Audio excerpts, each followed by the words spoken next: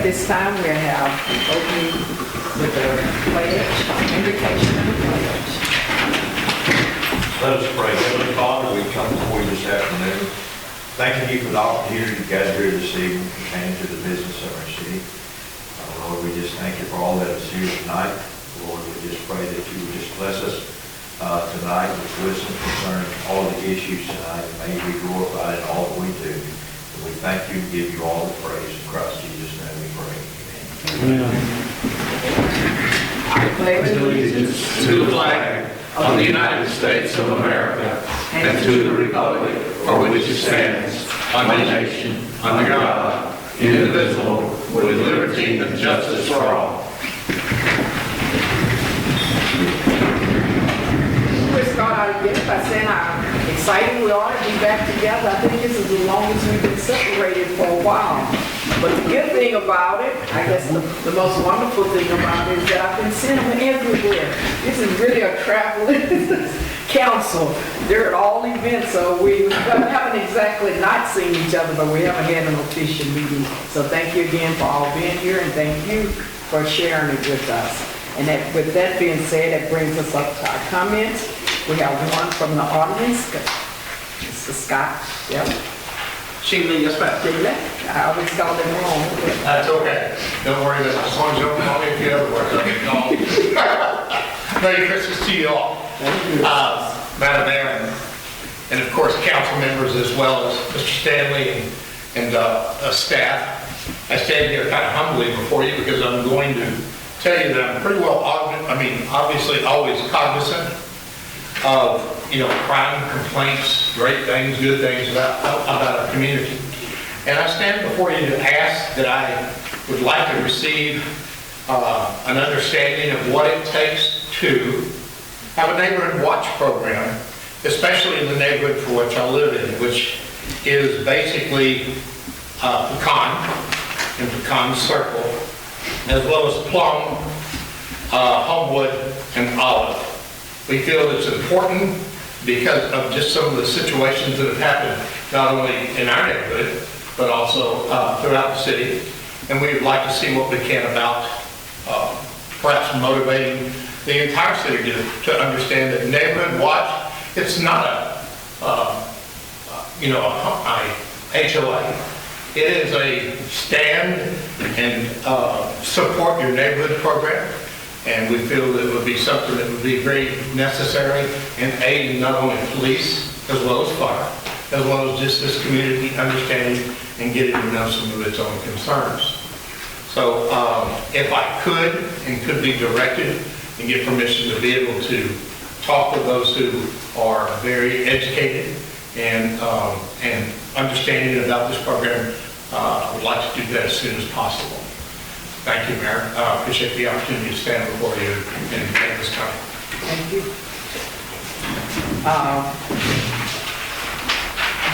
That was the only one we had. I have something, Mayor. Okay, I said from the audience. Oh. Okay. Yeah. We done with audience? I think that was the only one. Yeah, do we have one thing? Yeah, Mayor, I'd like to put on the next agenda that we consider not televising our city council meetings, just to save the embarrassment of our city.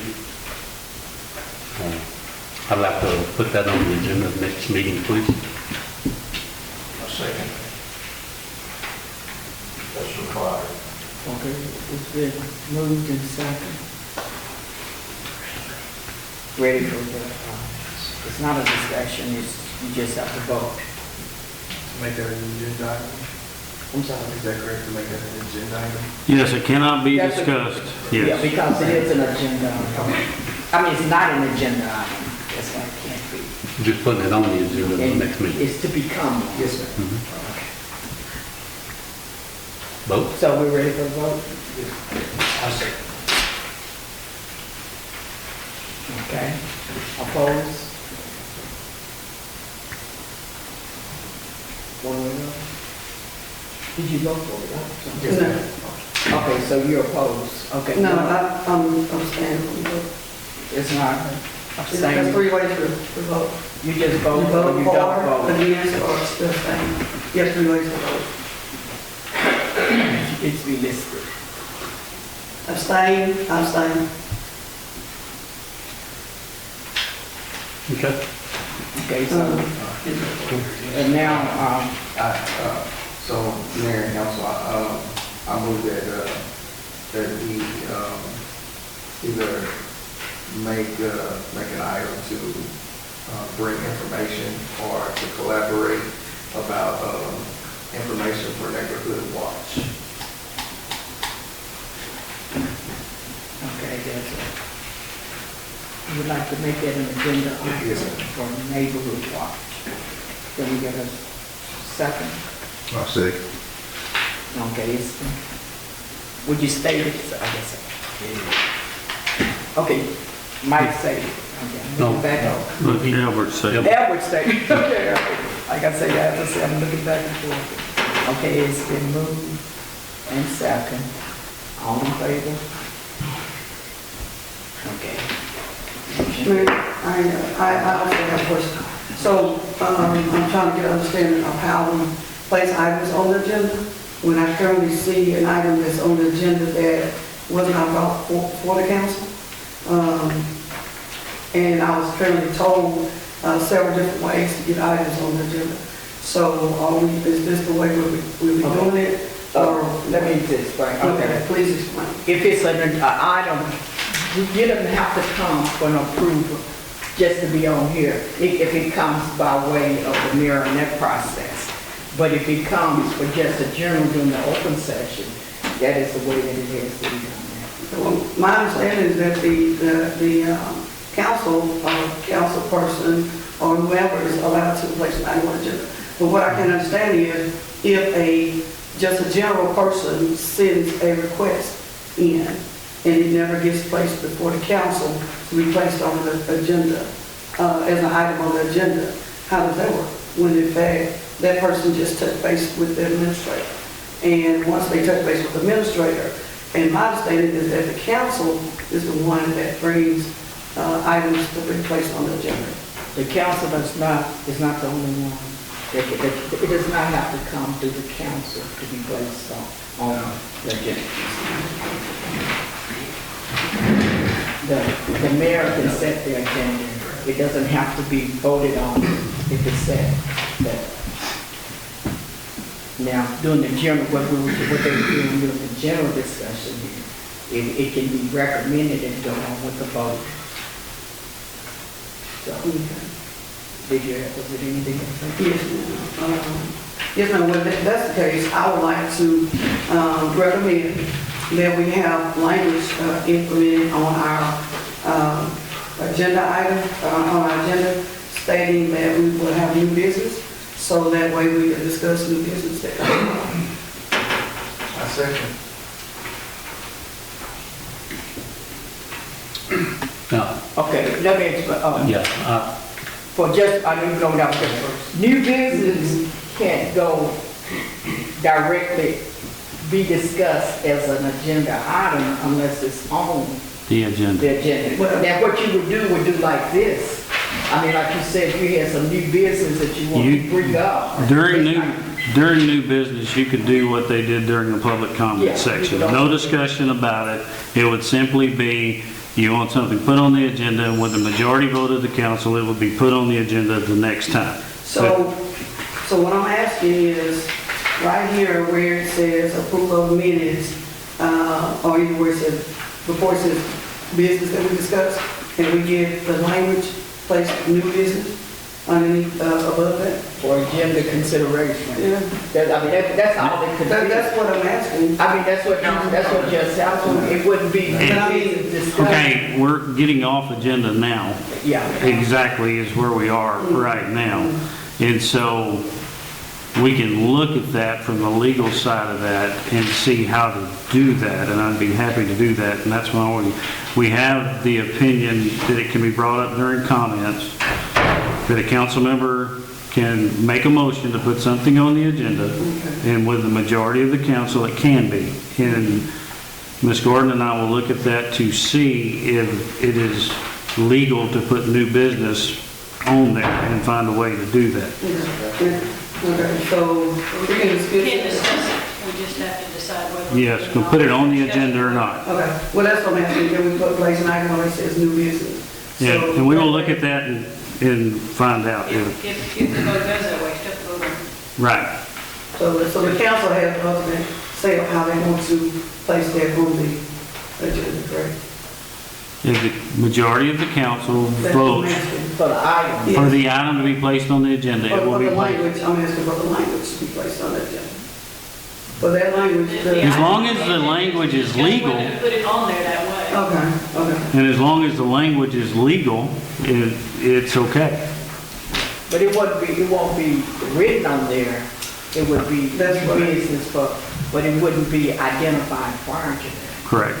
So that's what I'm asking, so why? I mean, it's just right, it's such a layout. Okay, we're getting off the agenda here. So, Okay, well, I mean, we're at the discussion part, so this is where we're trying to get an item, you know. Well, we're basically discussing business is what we're doing at No, this we're not point. in business yet. I know, but we're discussing business at this Yeah, point. You can't discuss business now, you discuss Okay, yeah, business, so. all right, okay. now, Okay. Well, so basically, we can get that placed on the agenda. they voted, whereas a vote is stuff up consideration. All right. Yes, Mayor and Council. Okay, but let's see, did we finish that? Okay. I mean, Oh, I'm sorry. I'm just trying to make sure that we finish and get the Well, vote. we will look at how, if we can place it the way she's requesting on there for the next time. Yes, ma'am. That's what I was saying. Okay. Now, Yes, ma'am. Just kind of want to bring to the attention of the council. I know that y'all looked at the local news and they did a little information segment about Highway 287, converting it into an interstate. So my understanding they've done a feasibility study on it, and this is the Text 21 project. I believe that this project will benefit our city as a whole economically. From my standpoint, I think it would improve transportation. It would have job creations. It would allow new industries to come here, being that we no longer have the economic development. It would expand our growth operations. It also relieve traffic congestion. I just was just bringing it to your attention because I had attended numerous Text 21 project meetings and met with Mr. David Dean. And I also gave him the information to contact Mr. Stanley and also Mayor Fisher, inquiring about being a part of the Text 21 Highway 287 transformation. So my request is that, at this point, you can share the information, but it's nothing, recommendation, anything. Okay. It's just a share of that. okay, well, I'm gonna share, but I will be touching base with Mr. Stanley, so we can see if Mr. Dean can come in and educate us a little bit more about the 287 version. Thank you. Okay, is there nothing else with the comments from the council? That moves us to item number 1, approval of the minutes from regular session November 3rd, 2025. Mayor and council, I moved to, on the previous minutes, where I made a comment strike, I would like to strike waste and insert misappropriation of funds. So I'd like to approve the minutes with that correction. Okay, the minutes, you can vote not to approve it, but we're not But if we need to make corrections at the time, doing the correction, you can just make it, you can say what you want to say, but they're not, the minutes are approved as written or not approved. but if you have a correction, if there's a mistake in that, you cannot. They're correct it. either approved, you can state what, I mean, you stated what you thought was a mistake.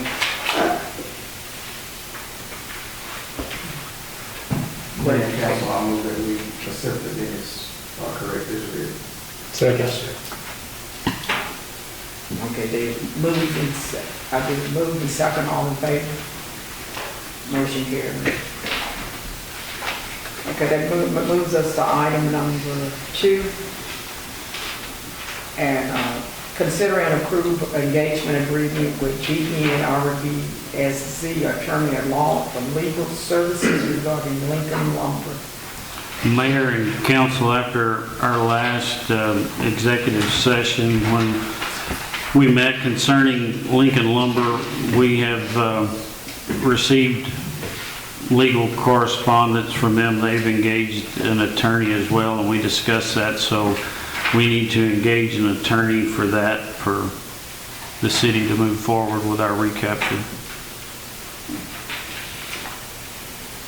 And so We just need to make a motion to approve the engagement at the... Do we have The attorney is here if she would like to make some comments about herself or their law firm, if you would like. Sure.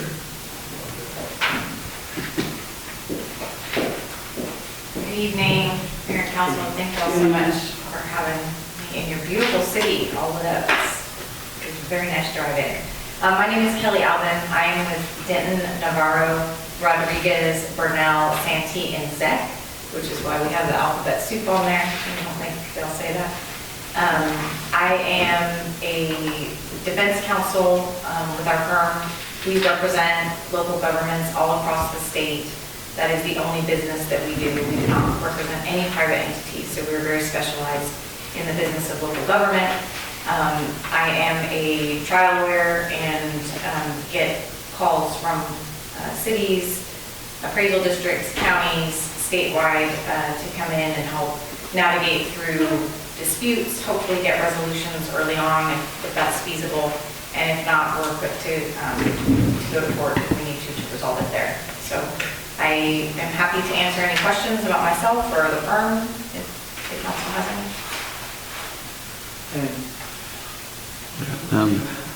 We feel like this is the best option with us moving forward to handle our Lincoln Lumber recapture. I appreciate you coming. I just have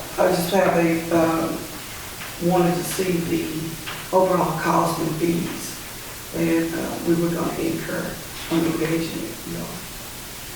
We provided the city with the engagement agreement that has the hourly fee. We don't, it's hard to estimate what the total cost would be because we don't know whether this will get resolved early on or, of course, if it goes into full litigation, that changes the amount of time that gets spent on it.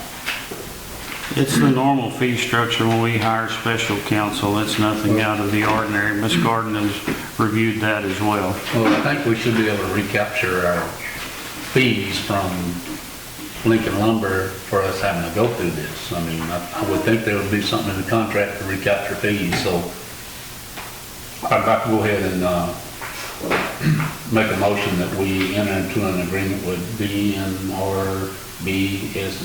attorneys at law. Second. Okay, it's been moved and seconded. The agenda item is just to engage. Right, but what I'm asking is, yes, I definitely understand that, but what I'm asking is that about the legal cost and fees, we never received those, that information. So, I don't mind and I will vote for it, but we never received that information. Yes, So, ma'am. that's my concern. Yes, ma'am. Motion and a second. It's a motion and a second. We're ready for the vote. All in favor? Okay. Motion carried. Thank you. Okay, is this the time where we're... Yes. Due to now she's officially on the clock, we're gonna take a break here and we'll go into executive session, which is identified in the left bar, so that she'll be able to express with us while she's engaged, and then we'll come back to item number,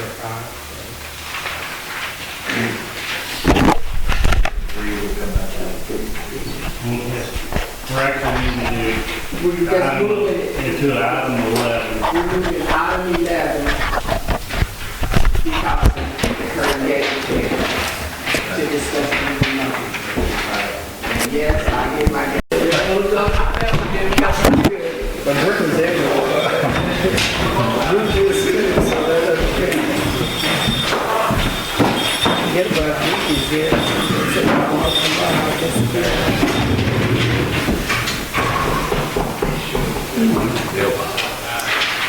Okay, All right, I'm trying to get us back in. I'm working at it. once we get online, we're.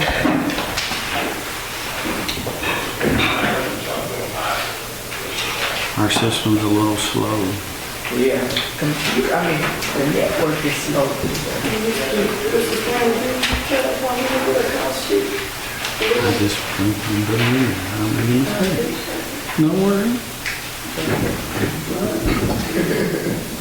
Okay. Okay, we're officially back in session. Yeah. The explanation, you may give it. We just had consultation with an attorney on the process for moving forward with the recapture on Lincoln Lumber. No action taken. No action taken. No.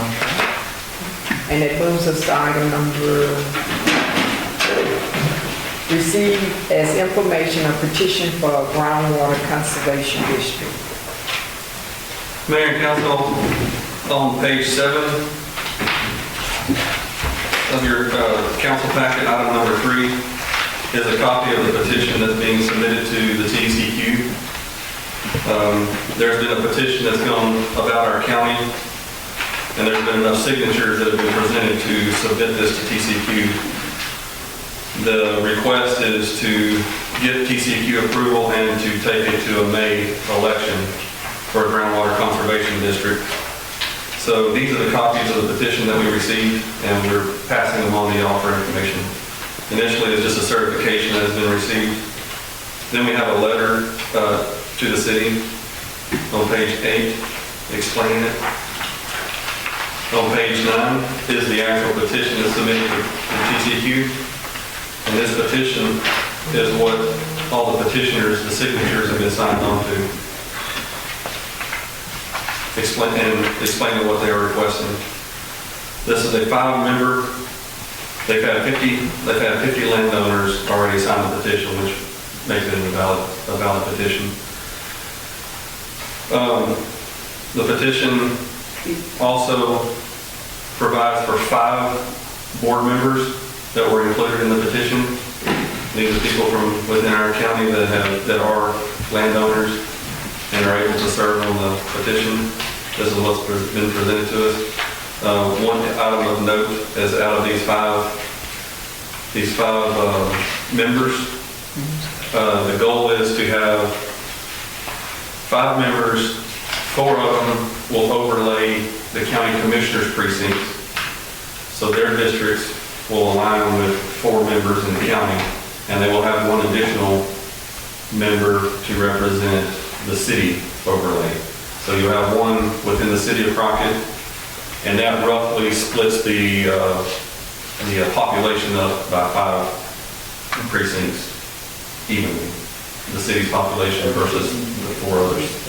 So those are the affidavits of the people that are running for and it's a temporary board. And then after that is voted on, if it's approved, those members can run again as actual members. This is for a temporary board, not the actual. And then we included a couple resolutions from the Water Supply Corporation, Consolidated Water Supply, and from Houston County. If the city wishes to adopt a resolution, we can also draft one like that and add it on to the petition. We can add that on at a later date. But this was information that we were to submit to the council. I do have a quick question, if you could get this information for me. was wanting to know, if I could look at it, has there been a feasibility study done on the? For the groundwater conservation district, Yes. I My think- understanding, there's supposed to be 3 items done. I think a feasibility study, a financial report, and a financial breakdown of the overall cost of the project. yeah.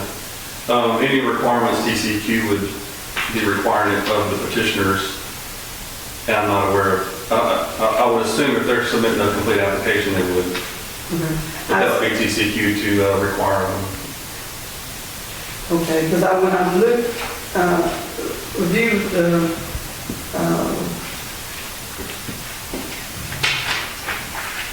the petition, you had an amount in here, and my question is gonna be, are we gonna, I think it's $2,578,027,876. So are we, what does that refer to? Are we partnering with the county or? This This is receiving information only. We played no part in this Okay, so we're process. not in the, we're not, No, ma'am. okay, so we're just getting information. We're getting information Other only. Okay, that's petitioners that submitted this. Yes, ma'am. Okay, because I was wondering, okay. Yeah. So we won't be a part of the conservation district at all? You will have a representative that represents, that's elected by the city, or by city, But we People won't that- pay any, no, no No. funds are required? for- no, ma'am. No, ma'am. Not in the city. Okay. This is information only. Okay. Any other? That's it on that. That's it. Just receive as information a petition. So this is the information. Okay, item number 4. Receive as information Planning and Zoning Commission's initial report of zoning code text amendments. Information only. You have it before you? Mayor and Council, this is the initial report. I'm not going to read it. There's 6 pages. We wanted to highlight some of the items that are before us. In 2023, we realized we had a problem after the legislature passed some rules that did not align with our city code and planning and zoning ordinances.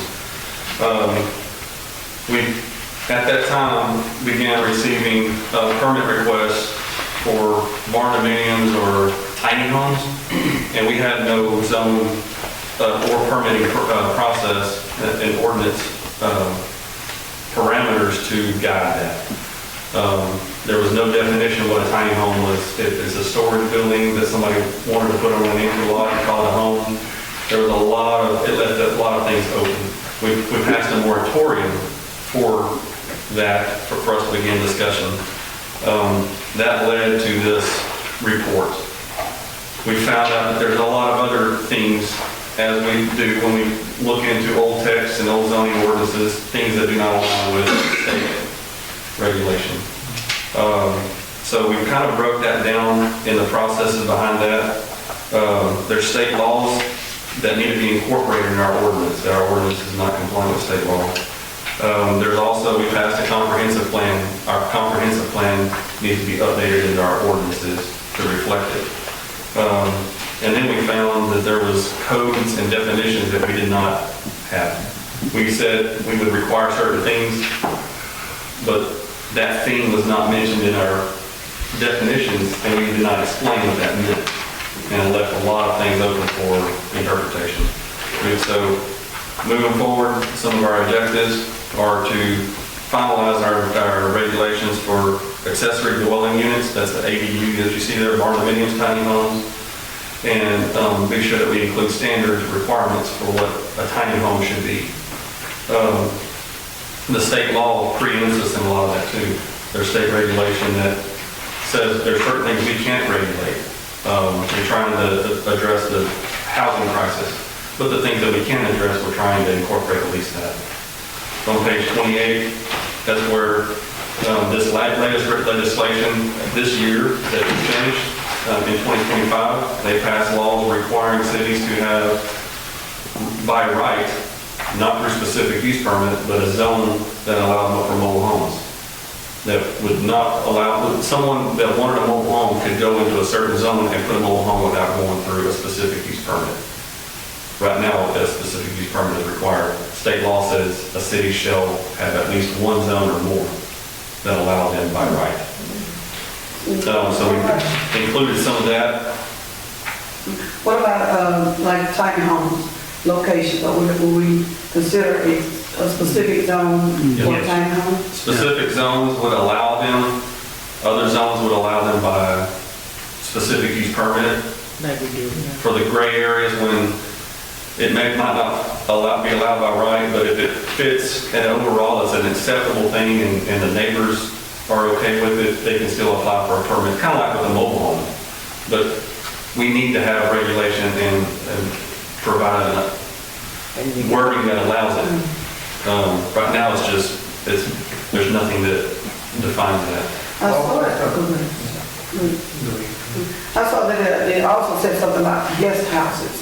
So guest houses, is that considered as an Airbnb or what? No, those No, are, accessory dwelling units, so mother-in-law suites, those kind of things, where you add on basically a secondary home House or ten. that's on a primary piece of property.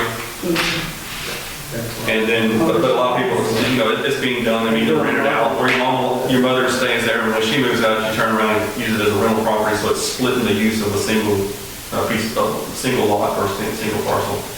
So it provides some definitions that allows it. The state preempts us in a lot of ways. The state is saying that there's only, you have to allow some of these people to put ADUs in, but at least put some parameters in there to where it fits. the state legislature's been so pro-property rights in the last couple of legislative sessions that it's made us go back. I mean, planning and zoning's been working on this report for over a year. And as they get something ready, then it's already out of date again. That's right. So, yeah. Property rights is good. So you're saying if somebody wanted, you had a piece of property over here that's big enough to go in and do like a little subdivision of tiny homes, they'd be able to do it? Potentially. Okay. Under our current ordinance, there's not a lot of, right now we have a moratorium, but we Well, can't. like when you're going in on 356 to on Lasco, right there on the right, they have about 15 tiny homes. And so what we're trying to do is provide, before we open the floodgates, that we provide some parameters. There's some times that it's really classy and it's done right, that people can take advantage of that don't want to build an expensive home. But then it's done in good taste and it's not in bad taste. Because your property rights still has to take into account of all the property rights of people that live on your street. Because they have rights too. So I was going to ask too, so would this disallow, like, say someone wanting to, of course, like with the admissions and things of that nature, but with like a mobile home owner dwelling, like say somebody wanted to put a mobile home in their backyard. No. As long as you've got an area designated for mobile homes that they don't have to get a specific use permit, you can still use a specific use permit in other areas that where you can regulate that. But you do have to designate at least one within the city that if I want to put a manufactured home in there, I can go put a manufactured home in there. Nobody can say. Right now, our zone, one of the zones that we're proposing is a zone that has nothing but mobile homes in it currently, and it's Quilt Trail. It's already nothing but mobile homes, so it doesn't change the use. You don't have somebody that has several homes and it's like, no, we don't want to allow that. This is already being done. So at least by that, none of that has been done yet, though. This is the initial report telling you some of the things that will be discussed, and then we will bring a report back to you saying, this is what the Planning and Zoning Board recommendations, and they're going to have workshops and public hearings, and then we come up to y'all for a workshop and a public hearing as well, so where everybody has comments and input. But this is the things that we need to discuss. Okay. And We don't have to vote on it. that's just receipt for information. So on town, so if there's a tiny home next to someone else's house, that needs to depreciate the property value. Well, it can. You know.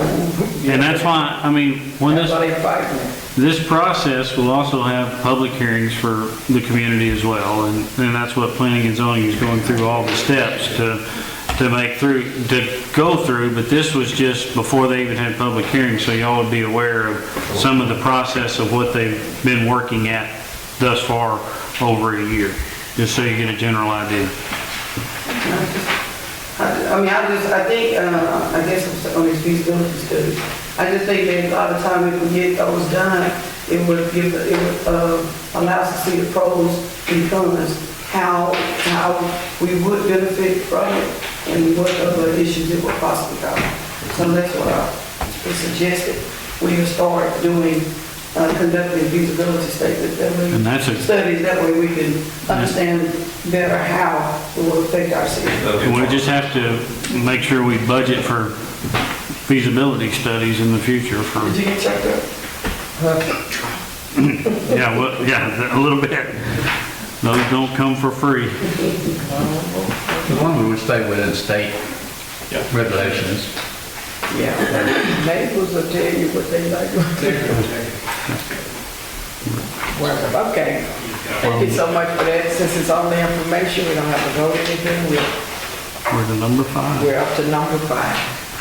Item number 5, consider and approve a lease agreement with Texas Workforce Solutions in the city of Crockett for office space at 1505 South 4th Street. Mayor and council, we spoke about this and y'all approved going out and finalizing this agreement. This is the finalized agreement that's been reviewed by our attorneys, our special counsel, as well as our the Workforce Commission's attorneys. And this is the document that they approved. The only other additional requirement that was told to me at the meeting that y'all told us to do this was enter in that it would be for a year. It would not be for more than a year. And so on page 1 under terms, the last sentence provides that this will expire November 30th, 2026. If council does not act, then it can auto renew. But at any point, if it needs to be terminated, it's not for any longer than 1 year at a time. So we needed to include that to make sure that we comply with y'all's request. And Workforce Commission Solutions and their attorneys and our attorneys have signed off on this. And we're still okay right now without us and them being there and stuff? We do need a motion to approve the lease agreement. I make a motion to approve the lease agreement. I second. Okay, it's been moved in second. All in favor? Motion carried.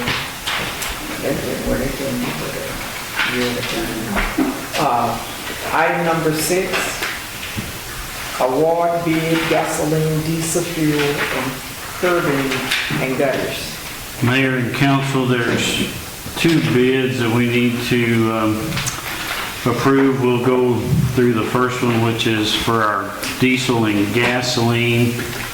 We went through requests for proposals published in the newspaper twice, normal time, plus reached out to other people that have bid. We received 1 bid for our diesel and gasoline. That was Crockett Farm and Fuel, and it's in your packet with their rack prices and rates, and we just needed to update that contract.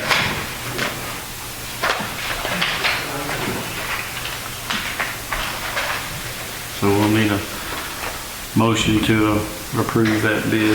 I make a motion to approve Crockett Farm and Fuel for our. Second. Okay, then moved in second, all in favor? Motion carries. The second is for our curb and gutter and concrete work in the city. If you will read the information letter on bid results, it's not a recommendation by me. It is basically giving you the facts of the 2 bids that we received. The bids went out in the same manner. We received 2 bids, and you will see those listed on the breakdown sheet. Velasquez Brothers is $27 a linear foot. And site utilities and construction is $25 a linear foot. They've got different minimums. That's about the only difference there. Velasquez Brothers is who we've used in the past. We know their track record. That's one thing. The other, I think there's a opportunity there for a new scope of work with that contractor if we choose to go with them as well. Velasquez Brothers does purchase their materials locally, but neither one of them are local, so we can't use that. But I have no recommendation either way. It's up to council to decide which one they prefer to choose to use. Same material? Yeah, it's for concrete, any concrete work we do or curbs and gutters on new roads. Did any of them have any good recommendations? Both have good recommendations. We've used Velasquez Brothers for several years, and then we checked on site utilities and construction, and their recommendations were good as well. And they do have a little larger scope of work. I mean, they're, like I said, it was one of those, it's a couple of dollars a linear foot difference in price, but I don't think we go wrong with either one. But it's for, Velasquez Brothers they do buy their materials locally. That's the only one thing I would say. Where would the other guys get their material? He basically mixes his own Mixes his own concrete? for curb and gutter. He has something called the hydromatic machine. It's a big mixing truck, and they bring in raw materials from outside and make their own concrete on site. And so they're saving some money that way. What the other one is. Normally, do we exceed, when we're doing it, normally how many feet? I know that varies, but minimum, like one of them's minimum 200 feet, the other one's 400 feet. And I think How does that come into play? well, here, and if somebody's in town already and we have a small job to do, they usually mix that in with it and the price is about the same. But you're probably not going to get either one of them to mobilize for a small job. Yeah. 200 feet. 200 feet. Okay. That's what they're basically saying is we will work it in when we're there, but we're not going to Come all the way. come all the way for one small job kind of thing. So What are the jobs usually run? we don't, very rarely do we have the minimum will be a problem. It's just when you put those RFPs out, you ask for I any. have to specify. Yeah, we just want to make sure. I think just saving $2 is not enough not to go local with buying our stuff, so. The other guys don't want to buy local. They have it, and we know what the other one does. I'm just giving you all the facts here, and If they buy their rebar and their concrete local, That's what we're all about. no, I We think getting Why the they want to charge us $2 more again? probably. well, buying locals, the $2 more. They're It probably going to circulates have in the to pay a little more for concrete, but the guy that they're buying from here spends a lot of money here. So we just go into. And sponsors a bunch of stuff here, so. Okay. We're $2 a, so. Okay, anyone else have any? We just need a motion with I'd like to make a motion we go with that Velasquez. Brothers Construction LLC. Okay, it's been moved in second. All in favor? Okay. Motion carries. Number 7. Okay, that brings us to, item number 7. You said that. My P ain't good, that's why. Here, I can- One more P. I'm on my third P today. I think they got it whole. Okay, item number 7. Consider and approve amendment number 1 to drinking water wet water state revolving fund project number 63201, engineering contract with KSA Engineers to include Houston County Water Control and Improvement District number 1 in Access Management Plan. Mayor and council, this is the program that we applied to with the Texas Water Development Board. We received a 70% loan forgiveness. It's a $4 million program to put in a new well is initially what we applied for. As the design and engineering on that has progressed forward, there has been some push by council to seek what other options can this money be used for, and we've had more and more issues with the water control improvement district that we purchased water from with water quality concerns. Some of their systems are going down. When we're building up our system, we rely heavily on the water control improvement district. So we want to know, as part of, if we included in this as an asset management plan for the city, to where we go in and check every pump, every line, water main, the water towers, the wells, everything that we own when it comes to water, and to know what shape it's in, how much it's going to cost to replace it, where is it in the lifespan? Are we on the front end? Are we nearing the end? Are we far past the lifespan of it? And what is the true cost of operations? When we're looking at just us operating, we're not on an island by ourselves. We rely on the Water Control Improvement District, and we would like to know what are they capable of providing, and how long, how many years do they have on their lifespans of their equipment and their ponds and their filters and their treatment systems and their pumps, and the line coming from the lake and coming all the way to Crockett. It's bigger than us, and we realize that. So when we're doing our asset management plan, and we're not wanting to know how to best spend our money, are we going to really look at going and drilling and building and putting a new well in? Or do we go back to Texas Water Development Board and see if we can reinvest that same $4 million into our systems and the Water Control Improvement District systems to shore up the lake source? So I went to them. They're dealing with financial issues as well. The engineering estimate was it's $80,000 for us. For them, it would be $50,000. They said that they could put up to $25,000 towards that asset management plan of the additional $50,000 cost.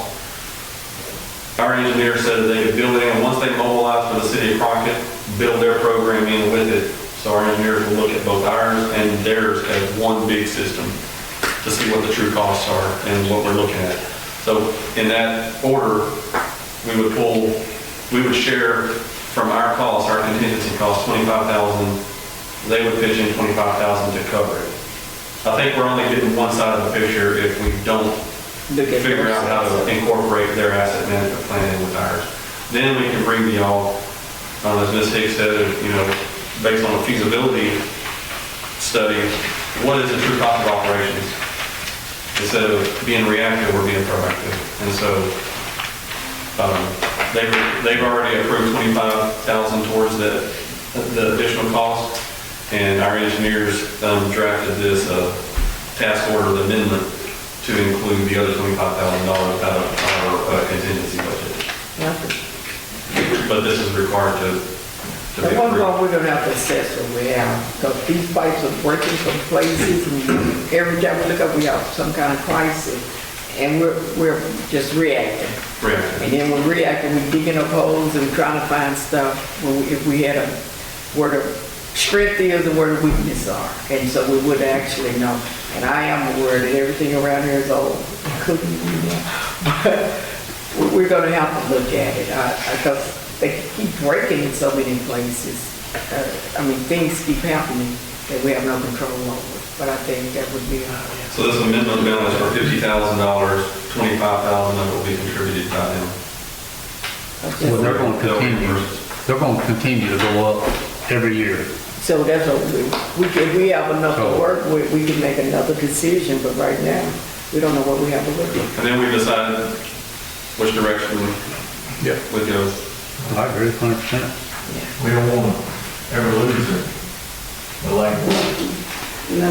And this is a way we can find out what we're dealing with long-term. Yeah. So we can kind of plan for contingencies as that comes along. Absolutely. And that is a small break, because she did the bust up a concrete. One street of concrete. We need access to, and all the water we can get. I like, yeah, we are. And we need more. And so where's the water well number 4? Where's the location? So we had our current proposed location for the well is off of Stoke Street. We have a piece of property there that has been designed for the well. We are also looking at an alternate location at our east tower to provide additional water supply at our water tower source. We see that as a benefit. If we drill test hole and we see which one produces better, that's an alternate site. So we have an estimate cost of, $4 million. We do need a motion to include the water control in our asset management plan. If we're going to move forward with that.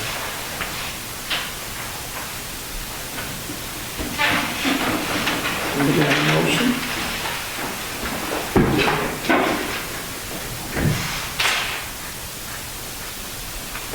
I'll make a motion to move forward with the plan.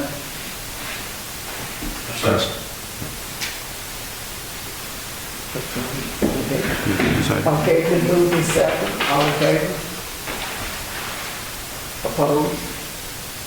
so the 4 million, You just opposed? yes, I mean, there's no explanation at this point.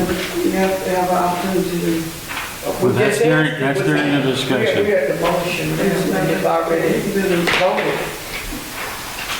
Okay. I mean, the vote is done. So it wouldn't change that. maybe they've asked for like a discussion or anything like that. So give a personal What, opportunity to discuss. and that's one thing we need to do is make a motion first after that as we move forward. So And then discuss. then discuss. We're to 8. And we haven't been discussing. We're to item number 8. Okay, item number, consider and approve funding allocations for new street construction by precinct. Mayor and council, we're at that point of the year in the budget where we need to, Mr. Coulter's here, and we're going to kind of discuss where we are in the current budget with maintenance cost and those projections as we move forward, and then that total amount that'll be left for new construction of streets. We're not prioritizing the streets tonight. We're going to allocate how we spend the new construction money. And just to give you, this is the current budget for streets as of today. The original amount was $574,121. As of now, what is remaining is $544.22. Can you make that large? I can try. Is that a little better? And so that's this bottom number is where we are as of right now. And I'm going to let Mr. Coulter go over and discuss maintenance of existing roads. And then we've kind of, he and I have discussed it and have a really good comprehension of where we need to be with the maintenance side of things, and then give you a total number for what we feel will be suitable for new construction, and then it'll be for council to determine how to split those funds up. Mr. Coulter? All right, as we discussed in the past, when we go ahead and do a new construction on roads, we have yet to set aside funds to keep those structures up to date and current. We don't want to spend a lot of money of new construction and then fail to keep it up and then lose what we have. So we're looking at about $116,644.22 would be for maintenance. That would be for taking care of those streets that have been done in the past and also other areas within the city that need some attention. Along with also, we also have we have to remove trees and stuff of that nature. We need to take that assessment in as well. We have destruction. We don't want that falling in the roadway and causing hazards. With the cost of everything that's going up, we will take and we will identify those streets or those segments of streets that need maintenance work. Some streets might need quite a bit of maintenance work. Some only need just small sections. But we want to identify those sections and those streets, and then what we will do, I have 5 folders set up so that whenever we go in and do maintenance on certain streets within that precinct, I can keep a tally of the work that's being done in each precinct and a total amount of money that's going to be spent or has been spent as far as maintenance. And then when we look at our new construction, we're looking at about $425,000 for new construction. But again, we say that we want to make sure that we have monies to take care of those structures and the rest of our system that has already included work to it and or the ones that are declining. So we just don't want to lose that ground. If we continue just to build new roads and don't maintain the existing ones, we're going to be always behind, because those ones that we spent the dollars on are going to be back in the same shape, and maintenance is pretty critical. The key to that is I think that 116 that's the best we can get with what we've got in the budget. That number could be a whole lot larger for maintenance without any question. But that still leaves you with $425,000 for new constructions in this budget year. In the past, that number's been divided between the 5 precincts equally. That's council's decision how those numbers are split up. Mr. Coulter and I's job is to do the new construction that council deems necessary. But that's the number that we have, that we feel like we need direction on how you want to divide that up. Well, my question is going to be, so we're only going to be on 125? If you divide 425,000 by 5, that's $85,000 per precinct. And if you kept the total original budget of 574, that's 118, you're still under $125,000 then. And then you would be maintaining no roads that we've spent monies in the past on. And so, I mean, the only way to do more is increase that budget, but that's what we're working with in this fiscal year, is that total number of 574. I showed you what we've already spent, and we're 2 months in on maintenance of roads.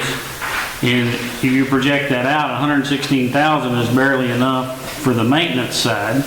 And then you've got $425,000 left for new construction.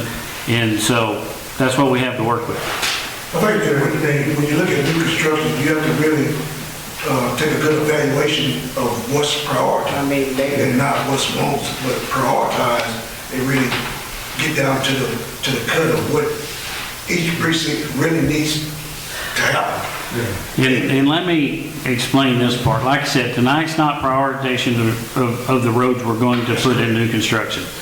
It's for us to get direction from council of how that money's going to be split up.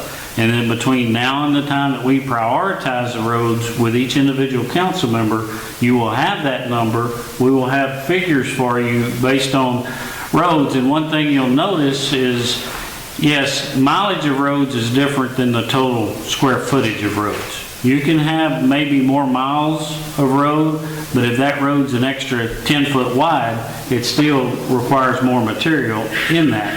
And so we have to figure the surface area we're redoing when we prioritize those roads as well. So, like I said, once we get the allocation that y'all said tonight, then we'll prioritize the roads, and you'll be able to go through and prioritize where you think that money is best spent. And so that's what we're trying to do tonight, so we can work with you to prioritize those streets.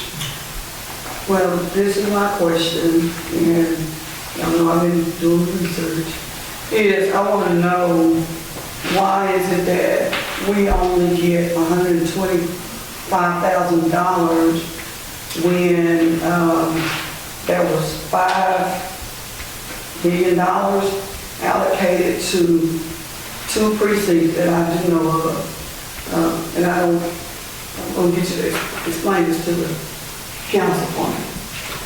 And then also, there's a text dot grant of $6 million. So I don't know if that $5 million was taken out of the 6 or what, but there's $5 million in some change that was spent on streets in a couple of precincts, and I know that mine was one of them. So I'm really concerned about how theirs got done and how it's not, if that's the case, if I'm reading that correctly. Well, this was actually those, State Infrastructure Bank.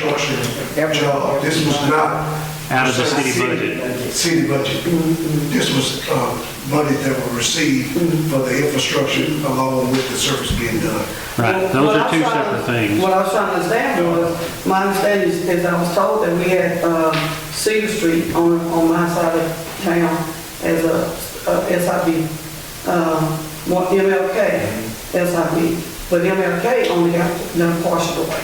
So I'm trying to figure out why everything else, all the other SIBs got done and MLK, and we've still been, harping on that. And because I have people asking me why MLK wasn't done from start to finish. And my understanding is that I was explained to me that grants, when a grant is received for a road, that grant fixes that road, that whole road. But it was not completed. As far as MLK, it was cost of funds. That's as far as the funds would go. So, but look at it on there, on that sheet, is MLK on there and some other. So when we applied for it, what did they? Again, I think we're getting a little bit off the agenda out No, of we're here. talking about streets, sir. No, we're talking about, that's We're talking not, about allocating the money for streets. but that's money that's not there to be allocated. Where it goes? That was already. And what about the $6 million? What, we got $6 million from Yeah, the textile? item is allocating the money that we're. In the current budget, Say what's in the budget now? But that's what I'm asking, is. that's not in the current budget. We need to work It's on, already used? yes. It was used? I haven't seen that sheet, so I don't know what's in there, but the matter at hand is we need to have a motion on the allocation of the funds that are in the current budget that we're in right now. And that's not what the grant, it's what we have on hand. Correct. City funds. The City funds. Not grant. It's not grant, So it's those not are outside. grant funds. So those were SIA, which is State Infrastructure Grant Fund. Yes, ma'am. Which was basically, majority of it was used in a couple of precincts. It was not mine. It was those precincts that But were this is the approved. discussion. Right, again, I understand. okay, right. So we need a motion, I need council's direction on how we allocate the $425,000 for new construction.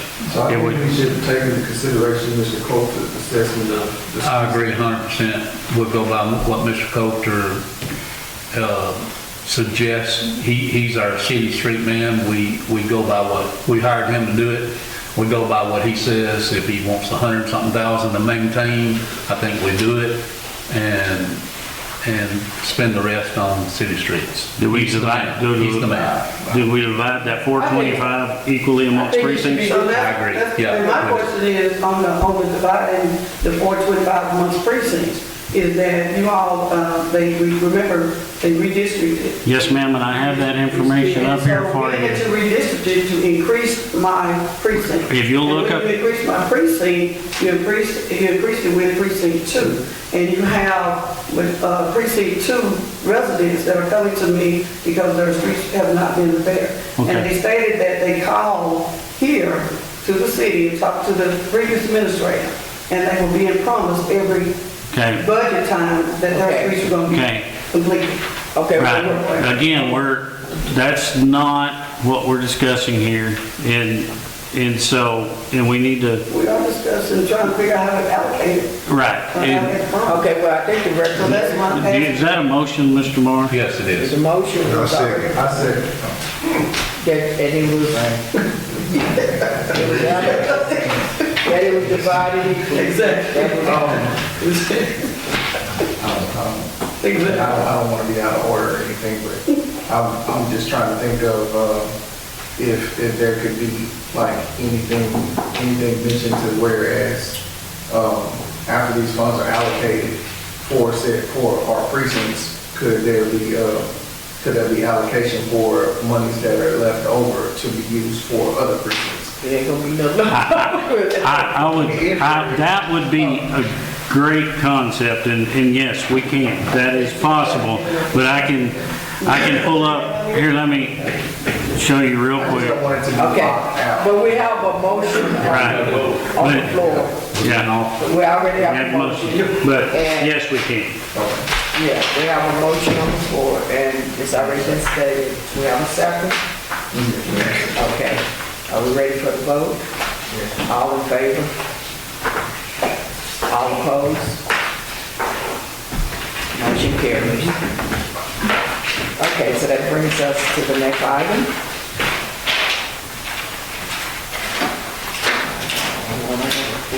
Okay, item number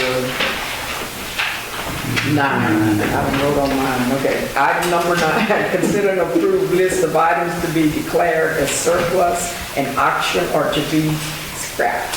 Yes, ma'am, Mayor, Council, I'm scrolling down to it. I know it was a thick packet, but basically we have some equipment that the city mechanic and I have looked at, and you've got a listing there. There's 11 items. Things that no longer cost effective to keep in the fleet, to keep using. And so we're trying to basically declare them surplus so we can then turn around and auction and or scrap those items and receive those funds back. And I'll be happy to answer any questions the best I can about any of the items listed there, what the problems are. When we receive those funds back, how do we? No, there is a line for items that have been surplused or sold, and again, it's a revenue that council makes, can have that decision of where those monies go, and so that's what happens to the money. Council will vote on what happens until this comes in. So we take these off, you have item numbers, and the VIN numbers and all that. Yes, ma'am. Yes, these were just, we took pictures to show you what all of them are. I can pull up the log that's got VIN numbers. That's not a problem. Are all vehicles in working order? Some are not. Like this one, if you'll see right up at the top, we'd have to put a new clutch in that one for it to be operable. This one, we spent some dollars on, but there's something in the electronics and it still is misfiring, and it's been to Cutshaws, whatever else. And we're just, this one, the agitator and the auger inoperable, inoperable hydraulics. And you can tell this is a pretty new acquisition we have here. we're used at it for a water truck of all things. And so, and now the truck's giving us trouble, so we're kind of out on that. So, like I said, these are just items that, this is a money pit right here. And so it's just things that the city doesn't need to spend any more dollars on. Lights are working on that one. Yeah, the lights do work. They go without notice. I make a motion to send this stuff out for auction. I said the motion. Okay, I'm moving the second, all in favor. Motion carries. All right, brings us to, item number 10, consider and approve an ordinance amending the code of ordinance, City of Crockett, Texas, by the amendment of Chapter 13, license and business regulation, by replacing and restating the entire special events and block party ordinance in its entirety, providing definitions, permitting requirements, distance and impact standards, condition of approval, insurance, indemnification, denial and revocation procedures, penalties, severability of repealing costs, and providing an effective date. Mayor and council, this item is on the agenda. It's been brought before council a time or two in the past. I think as you study and pay attention to what other cities are seeing, as well as the world we live in, this is one of those things that I think, in a measure of being proactive, we need to kind of get ahead of the game of having a plan in place. And the reality of this ordinance is in itself for us to be prepared. It's not to limit block parties. It's not to limit people from having that availability. It is simply more a factor of us, one, knowing it's going to happen, two, having resources available if needed. And so with that in mind, the chief and I have discussed it. I'm going to let him make a short presentation at this time. Mayor, council, city administrator, as Mr. Stanley was saying, the city doesn't currently have an ordinance in place that addresses special events or block parties. A lot of cities our size and a lot of cities much larger than us have went to adopting an ordinance. Just like you said, it gives us an idea, number one, that there's an event going on. It's not to shut it down or to stop it or tell somebody they can't have an event, but it's more so to let us know, hey, we're going to have an event at this location, we're expecting this many people. Currently what we face is we're getting calls in reference to block parties, and when we show up on scene, we have entire city streets that are blocked. Citizens' driveways. We're receiving complaints of loud music. Most recently, we got called out at 4:45 in the morning because there was a party still going on, and the neighbors were upset about it. So I think having this ordinance in place, just like you said, it doesn't stop us or stop our citizens from having it.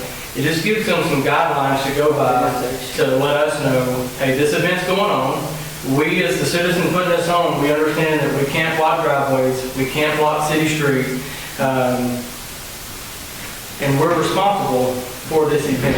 So just a few things that I'll touch on that may be of concern. Permit fee. There's no fee required for a citizen to come in and get a permit to have a special event or a block party. I know in part of that wording it says it refers to the city's fee ordinance. Well, if you refer to the city's fee ordinance, there's no fee for that ordinance. So if there ever were to be a fee, the council would have to set that. So there's no charge for someone coming in and saying, hey, Mr. Stanley, Chief Smith, we're going to have a block party next weekend and this is where it's going to be. There's no fee for that. It just gives us the information to know that this person is having this party this is the location, they thought about parking, they talked to their neighbors, so there's no complaints and no issues. So that's really one of the main things that I felt that we needed to touch on. The fee or the application should be filed at least 30 days in advance. So if it is going to be a larger event and we need to try to schedule more officers, or we need to meet with the citizens that are putting this event on to come up with a safety plan, we have time to do so. So I'll take any questions you may have on. So with that being said, would there be language for like violations for not having such permit or? There is. So at the, and I didn't call y'all's attention to that, I apologize. The penalty for a violation of that, for not getting that ordinance, or not getting that permit, or not notifying us, or not following those specific guidelines, would be a Class C misdemeanor. A ticketable offense is an ordinance for the city. Obviously, that's officer discretion. That doesn't mean that everybody's going to get a ticket. They could get a verbal warning or a written warning. We don't do verbal warnings, but they could get a written warning the first time. If it continues to be a problem, then we would likely escalate that into a citation. Is there a limit on how many block parties you can have? I don't recall there being any guideline in here, a But if you- specific number. If each has to have a 30-day notice, It does say that, a 30-day notice. is that for each one, or they can say, hey, I'm giving you a 30-day notice, I'm having one on this month? The way I interpret that, it would require them to give a 30-day each? notice before the Well, you event. might want to put Before the event. for each event. Yes. Chief, I heard you say, well, go extra officers, so that would require extra payment. That's correct. Extra hours. Who would be responsible for that? Currently, right now, like all other events, it comes out of our overtime budget. For events such as the magnitude of parades that we have in the city, that comes out of our overtime budget. Christmas in Crockett, an overtime budget. So kind of up to us to adjust that and determine just what we need. Now, if it were a really large event, that may be something that they would have to consider hiring security for off-duty to, Chief, help cover that. if I may I used to have to do that. Right, and if I may interject, speaking of parades and how that relates to this, and the pre-planning part, any parades or anything we have now, it is a requirement that we pre-plan with any organizers of the parades for traffic control, for everything else. We've just taken that standard around here of pre-planning and after-action reviews for events. And I think that's what this ordinance is designed to do as well, is to allow us to provide for the citizens in case of an emergency. We have to plan for worst cases all the time. We don't want to think like that, but that's the reality of the world we live in. I think, to touch on what he said, I think the days of, oh, that'll never happen here are over. I think we always have to prepare. We always have to be prepared. And that's one reason we started doing just what Mr. Stanley said on all events. We meet prior to, we discuss a safety plan, and that gives us the information we need to go back and determine how many officers, how many of the fire department, how many public works members we What about need insurance? to do that properly and safely. What about insurance? No requesting or requiring insurance. When you have a special event, you're requiring insurance. 72-hour liability. I think a lot of that has to do because if there's property damage, if there's city street signs, city streets, manhole covers, something of that nature, someone has to be responsible for that. And I think it's much cheaper for the citizen putting on the event to take out an insurance policy for that day or that event than having to pay out of pocket. What you're saying there, I think the language is a little vague in there about event. So what are you considering an event that you have to get a So especially, $1,000 insurance policy? Is that what it is? I believe it's It's $1 million. You don't have to get a 72-hour policy, and it's $1 million. It's $1 million. Anybody that rents So how this, much would it cost? I can speak from the county fair. $1 million.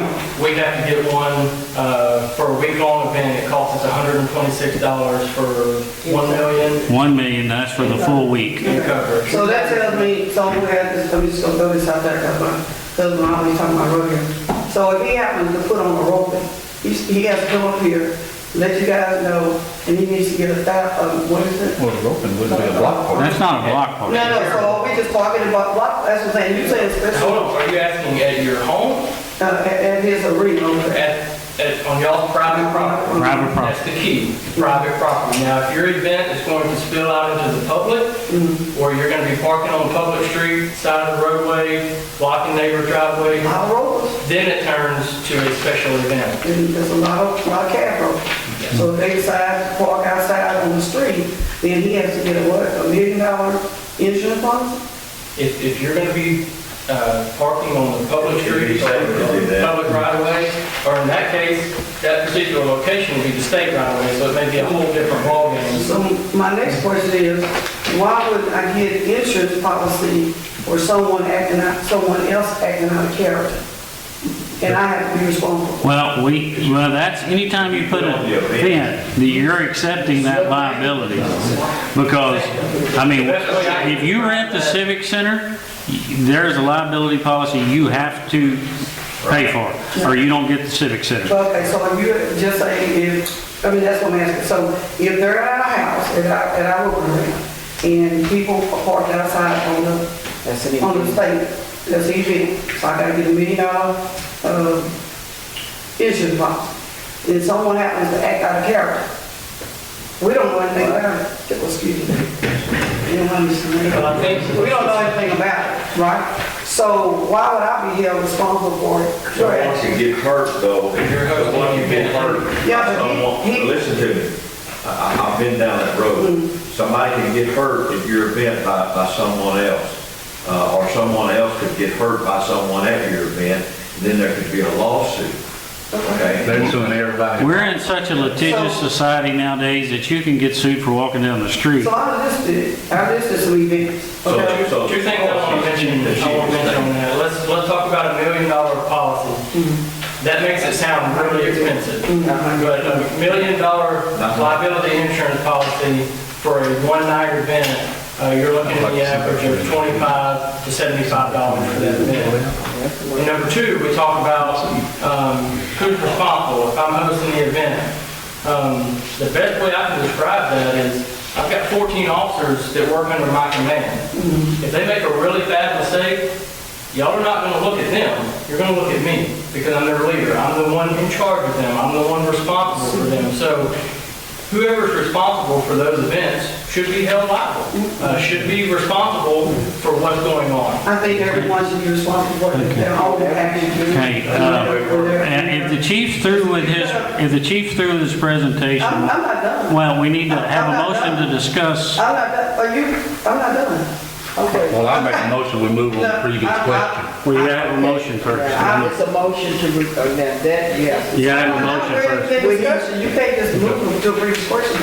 We're not in discussion. But according to, like I said, but anyway, according to section of the city charter, Woman, he can't okay. move to the previous. Well, no, actually, we have to have a motion on the floor for the previous question. We have to have a motion. Kind of motions you can make. I got a question. So that's the end of it. What would be considered like as a block party, like the amount of people, you know? In terms of, Yeah, I mean, what would you consider like a block party, like, you know, instead of just a gathering, you know, just people gathering? So I'll read the exact,